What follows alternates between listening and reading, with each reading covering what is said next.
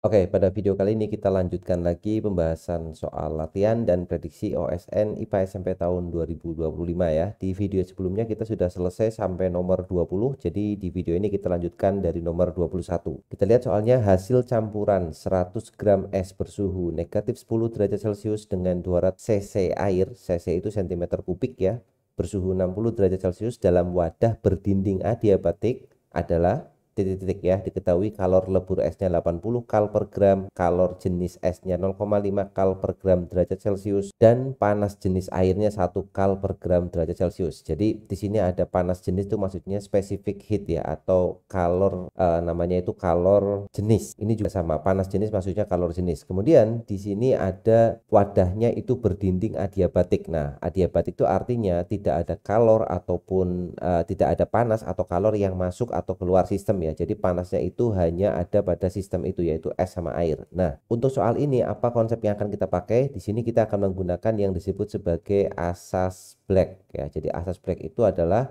salah satu prinsip atau asas dalam fisika di mana kalau kita mencampurkan dua buah zat yang bersuhu berbeda, maka akan terjadi pertukaran kalor atau pertukaran panas antar dua zat tersebut. Di mana asas Black itu memiliki persamaan bahwa Q lepas, Q itu simbol dari kalor, kalor yang dilepas itu sama dengan kalor yang diterima atau kalor yang diserap ya. Nah, kemudian di sini ada lepas dan terima. Maka kita bisa mudah untuk menentukan ya, yang melepas itu pasti yang memiliki banyak kalor, yang menerima itu pasti yang memiliki sedikit kalor. Benda yang memiliki kalor yang banyak maka dia akan bersuhu tinggi, dan benda yang memiliki kalor yang sedikit maka dia akan bersuhu rendah. Jadi kira-kira seperti itu konsepnya. Nah, untuk mempermudah pengerjaan soal ini kita bisa gambarkan grafik atau diagram seperti ini. Seperti biasa ya, jika ada pertukaran kalor gitu kita akan membuat diagram perubahan wujud seperti ini. Nah, suhunya di sini adalah 0 derajat Celcius. Kemudian di sini juga sama 0 derajat Celcius, tapi perbedaannya di sini bentuknya es, di sini bentuknya air ya. Kemudian yang di atas itu berbentuk air, kemudian yang di bawah ini berbentuk es. Kalau kita lanjutkan nanti akan ada uap ya. Di sini kita tidak perlu menggambar karena tidak ada uap. Nah, kita memiliki sistem yang terdiri dari 100 gram es suhunya negatif 10 derajat. Nah, misalkan kita buat di sini nih. Ini negatif 10 derajat Celcius, kemudian dicampur dengan air yang suhunya 60. Misalkan kita pasang di sini, airnya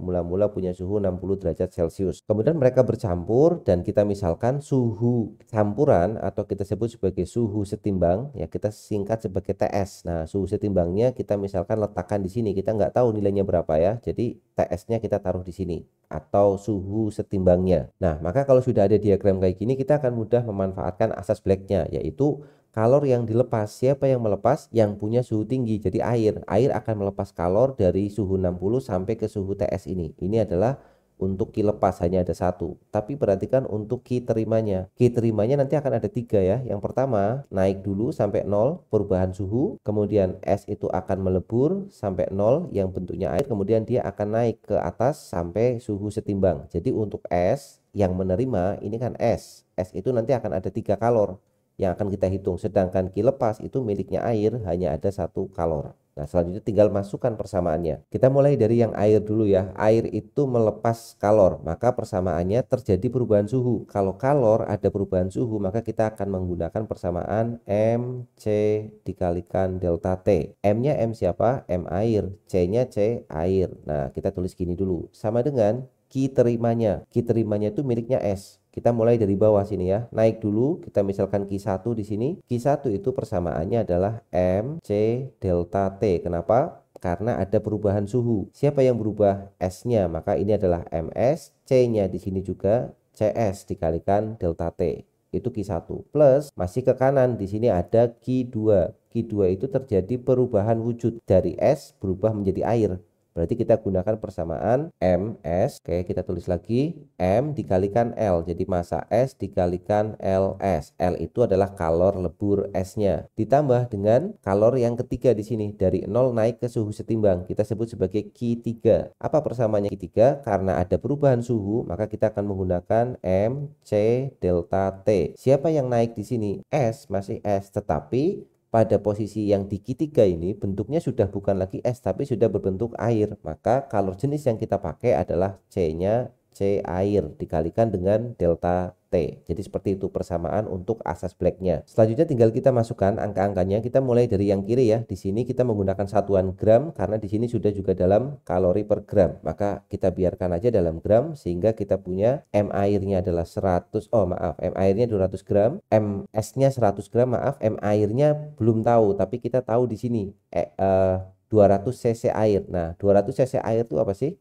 Ini adalah volume. Jadi 200 cc itu adalah volume. Cc itu sama dengan cm cube ya, atau cm pangkat 3, cm kubik ya. Nah, kalau air volumenya 200 cm pangkat 3 dan kita tahu massa jenis air itu 1 cm pangkat 3 per gram ya, atau 1 gram, maaf kebalik ya, 1 gram per cm pangkat 3. Maka dari sini kita bisa hitung massa airnya. Berapa massa airnya? M itu sama dengan rho dikalikan V.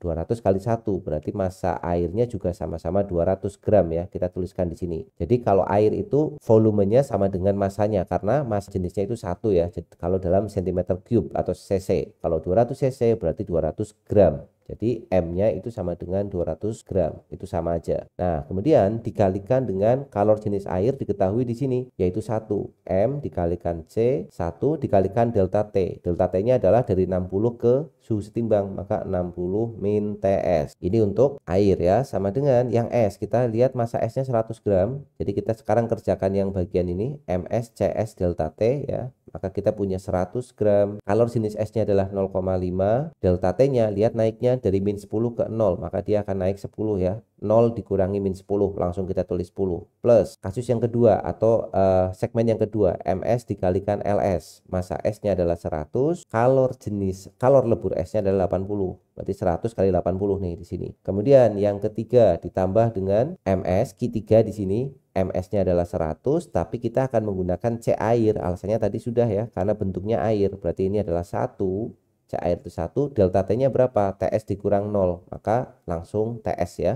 Karena di sini TS minus 0 gitu. Oke, selanjutnya tinggal kita hitung-hitung saja ya. Jadi perhatikan di sini semuanya punya 100 nih. Ini ada 200 ya. Ada 100, ada 100, ada 100. Maka semua persamaan itu kita bagi semuanya, semua ruas ya, harus semua ruas kalau mau membagi itu kita bagi dengan 100. Kalau kita bagi dengan 100 maka ini sisa 2, kemudian ini habis 1, ini jadi 1, ini jadi 1 ya. Jadi ini 1, 1, 1. Maka kalau ditulis ulang menjadi 2 dikali 60 adalah 120 minus 2 dikali TS berarti 2 TS sama dengan 1 dikali 0,5 dikali 10 itu berarti 5 ya. 0,5 kali 10, 5 kali 1 ya 5 ditambah dengan 80 dikali 1 itu 80 ditambah dengan 1 dikali TS itu ya TS. Kita pindah di sini 120 dikurangi 5 ditambah 80 itu 85, pindah ke kiri jadi minus 85 sama dengan TS ditambah ya, ini negatif pindah ke kanan jadi positif ditambah 2 TS. Kemudian tinggal kita kerjakan 120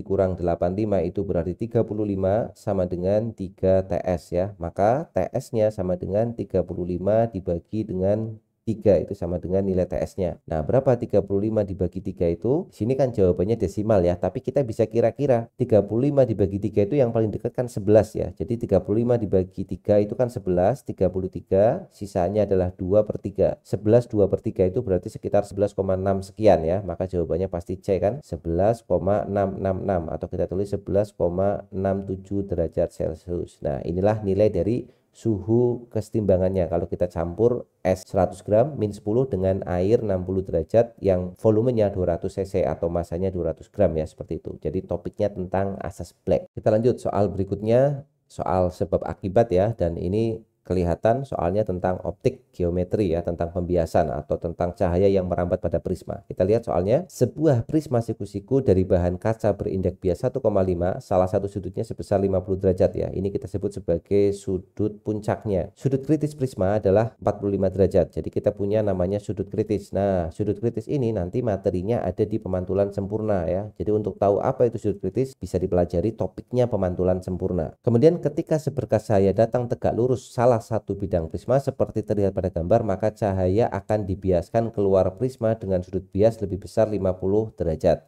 Nah, kita akan cek pernyataan ini benar atau salah ya. Oke, untuk memudahkan gambar, kita akan menggambar lagi segitiga yang atas ya, supaya tahu sudutnya. Berarti kita bisa gambarkan seperti ini. Oke, kita balik dulu untuk segitiganya. Oke ya, jadi kita punya bentuk segitiga seperti ini ya. Jadi di sini 50 derajat. Oke, sekarang kita lihat di sini, karena dia menembus prisma tegak lurus, berarti di sini pasti 90. Dan kita tahu sudut di sini ya, di bawahnya, karena dalam segitiga itu jumlahnya harus 180, ini pasti 40 derajat ya.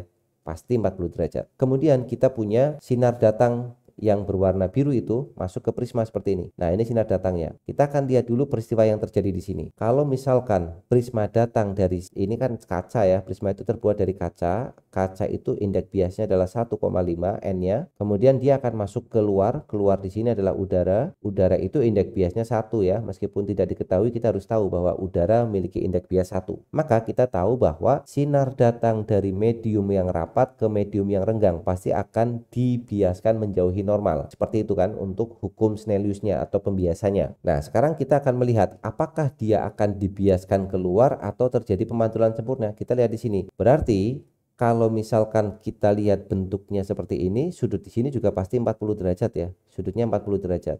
Nah, kita tahu sudut kritis prismanya adalah 45 derajat. Berarti sudut datangnya itu I datang. I itu namanya sudut datang ya. Sudut yang dibentuk oleh sinar datang dan garis normal. Oke, garis normalnya kita tulis dulu. Kita belum menggambar garis normalnya, maaf. Jadi kita akan gambarkan garis normalnya dulu. Garis normalnya seperti ini. Garis normal itu garis yang tegak lurus dengan bidang ini ya. Jadi ini 40 derajat, berarti sudut datangnya adalah ini. Sudut datangnya adalah yang bawah ini. Berapa sudut datangnya? Sudut datangnya adalah 50 derajat. Oke. Jadi sudut datangnya di sini 50 derajat, bukan yang 40 derajat, karena menghitung sudut datang itu harus dengan garis normal. Jadi I itu sama dengan 50 derajat. Dan kita tahu nilai sudut kritisnya itu sama dengan 45 derajat. Maka dari sini kita tahu bahwa nilai sudut datangnya lebih besar daripada sudut kritisnya. Apa yang terjadi kalau sudut datangnya lebih besar daripada sudut kritis? Maka terjadi yang namanya pemantulan sempurna atau total internal reflection ya, pemantulan sempurna. Artinya si cahaya itu atau sinar itu sebenarnya dibiaskan, tetapi karena dia melewati medium rapat ke renggang atau dibiaskan dari medium rapat ke renggang, dia tidak keluar, tapi dibiaskannya kemana?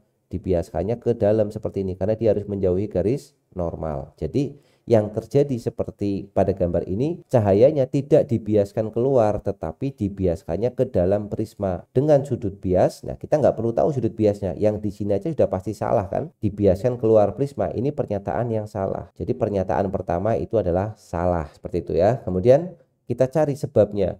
Dalam prisma terjadi pemantulan total, masih betul ya, karena di prisma terjadi pemantulan total itu nama lain dari pemantulan sempurna. Dengan sudut datang ketika cahaya hendak meninggalkan prisma lebih besar 45. Nah, betul ya, sudut datangnya adalah 50 derajat, lebih besar daripada 45.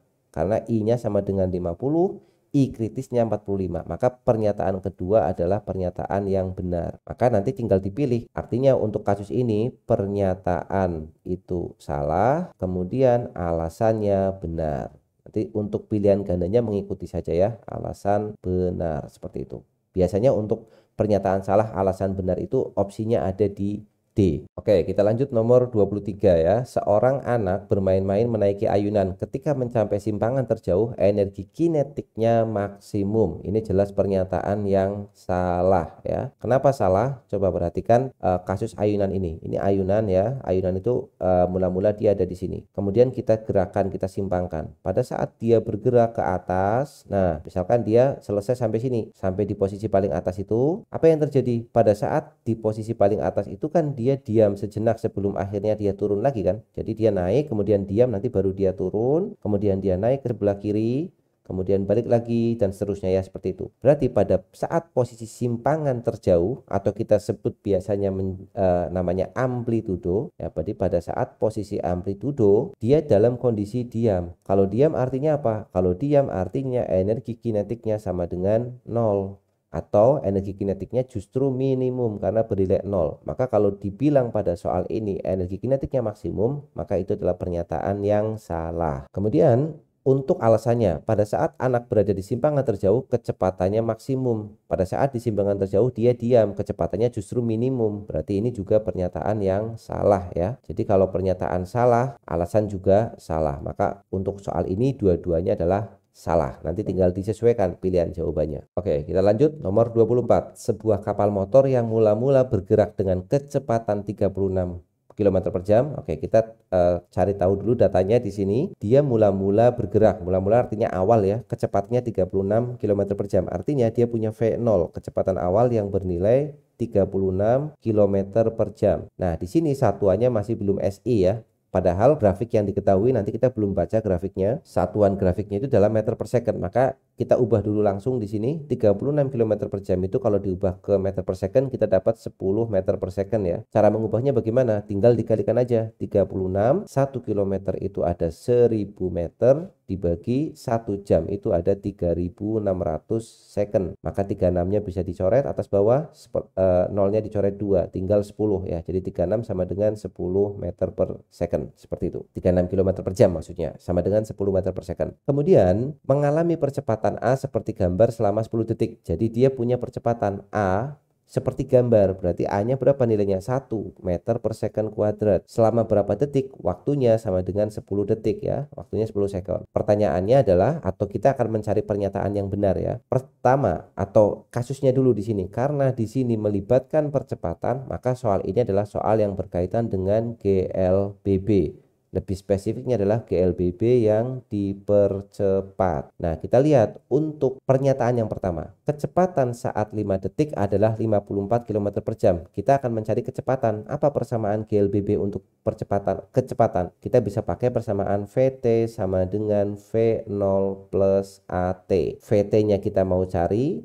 V0-nya udah pasti 10 meter per second ditambah A-nya 1 dikalikan waktunya 10 detik, waktunya 5 detik ya untuk kasus pertama. Berarti nilai VT-nya sama dengan 15 meter per second. Nah, di sini kita dapat nilainya dalam meter per second. Soal di sini dalam kilometer per jam. Artinya kita tinggal ubah aja 15 meter per second itu berapa kilometer per jam. Caranya tinggal dibalik ya. 15 meter per second berarti 15 dikali 1 meter itu adalah 1 per 1000 kilometer. 1 second itu adalah 1 per 3600 atau langsung dibalik 15 dikali 3600 dibagi dengan 1000 seperti ini. Kalau ini dikali 1000 per 3600, kalau ini dikali 3600 per 1000 dibalik aja ya. Berarti kita coret nolnya 2 di sini, coret nolnya 2 ya. Kemudian 15 dengan 10 kita sederhanakan ya. Dibagi 5 dapat 3, dibagi 5 dapat 2. 2 dengan 36 bisa kita coret, dibagi 2 habis, dibagi 2 adalah 18 ya. 18 kali 3 itu berapa? 18 kali 3 itu sama dengan 54 ya. Jadi 54 km per jam. Berarti betul 15 meter per second itu sama dengan 54 km per jam. Maka pernyataan pertama itu benar ya. Atau kita centang saja ya. Di pernyataan pertama adalah benar seperti ini. Nah, triknya seperti ini ya. Ada triknya supaya bisa kita tidak menghitung lama. Jadi triknya adalah 18 km per jam itu sama dengan 5 meter per second. Ini akan lebih cepat nanti ya. 18 km per jam itu sama dengan 5 meter per second. Kalau ini kali 2 kan jadi 36 ya. Atau ya betul, kita kali 2 dulu aja. Jadi 36. Berarti 36 km per jam itu, ini juga kali 2, 10. Kalau ini dikali 3, berarti 18 kali 3 itu kan 54. Ini juga dikali 3 ya. 54 berarti 5 dikali 3 sama dengan 15 dan seterusnya. Jadi pakai acuan kalau 5 meter per second itu sama dengan 18. Maka nanti kita tidak perlu mengkonversi terlalu lama. Tapi kalau misalkan lebih seneng dikonversi manual seperti ini ya boleh ya. Silakan dipilih cara yang paling mudah. Oke, itu yang pertama. Sekarang kita lihat yang kedua. Jaraknya setelah 5 detik adalah 62,5. Jarak itu adalah S. Maka kita akan menghitung S pada GLBB. Apa persamaannya? V0 dikali T plus karena dipercepat setengah dikalikan AT kuadrat ya. Ini persamaan jarak pada GLBB. Masukin angka-angkanya. V0-nya adalah kita tulis sebelahnya ya. V0-nya tadi 10. Waktunya dia minta 5 detik berarti 10 dikali 5 ditambah setengah dikalikan A-nya adalah 1 dikalikan waktunya adalah 5. Jadi setengah dikali 1 dikali 5 kuadrat. 10 kali 5 itu 50 ditambah setengah dikalikan ini ya 5 kuadrat itu 25. 25 dikali setengah atau 25 bagi 2 adalah 12,5. Berarti 50 ditambah 12,5, 62,5 meter. Maka pernyataan kedua benar. Jaraknya setelah 5 detik adalah 62,5. Sekarang kita cek yang pernyataan ketiga. Kecepatan kapal setelah 10 detik adalah 72. Sama dengan tadi ya, kita akan mencari kecepatannya. VT sama dengan V0 plus AT lagi. Yang beda hanya T-nya. V0-nya di sini 10, A-nya itu 1, waktunya 10 ya. Waktunya di sini 10 second, bukan lagi 5 second tapi 10 second. 1 kali 10 berarti sama dengan 20 meter per second. Satuannya masih meter per second. Berapa kilometer per jam? Lihat aja di sini. Kalau 36 itu 10, berarti kalau 20, 36-nya juga dikali 2. Ini pasti 72 kilometer per jam ya. Jadi 20 meter per second itu sama dengan 72 km per jam. Kita bisa lihat dari konversi di atas ya. 36 itu 10 meter per second. Berarti kalau 72 itu kan 36 kali 2. Maka ini 10 dikali 2 juga. Dapatnya 20 meter per second. Itu yang pernyataan ketiga. Kita lihat ternyata betul juga pernyataan ketiga. Yang terakhir, jarak yang ditempuh kapal selama 10 detik adalah 1,5. Hitung S lagi, tapi waktunya 10 detik. S sama dengan V0 kali T plus setengah AT kuadrat lagi. Ulangi perhitungannya lagi. V0-nya 10, waktunya sekarang 10. 10 dikali 10 ya, ditambah dengan setengah dikali A-nya 1, waktunya 10 kuadrat. Sama dengan 10 dikali 10 itu 100, ditambah 10 kuadrat itu 100 dibagi 2 berarti 50. 100 ditambah 50 itu berarti 150, satuannya meter ya. Nah, di sini disebutkan 1,5 km. 1,5 km itu kalau diubah dalam meter itu 1.500 meter, bukan 150 kan? Maka pernyataan keempat adalah pernyataan yang salah ya. Berarti kalau diminta memilih mana yang benar adalah pernyataan 1, 2, dan 3. Ini pernyataan yang tepat. Seperti itu. Kita lanjut soal nomor 25. Seberkas cahaya putih mengenai sisi salah satu prisma bahan dispersif sehingga keluar dihasilkan warna cahaya pelangi. Oke, jadi di sini ada yang namanya bahan dispersif. Itu artinya bahan yang bisa membuat cahaya yang melewatinya itu mengalami peristiwa yang namanya dispersi. Apa itu dispersi? Dispersi itu adalah penguraian warna dari warna polikromatik menjadi monokromatik ya.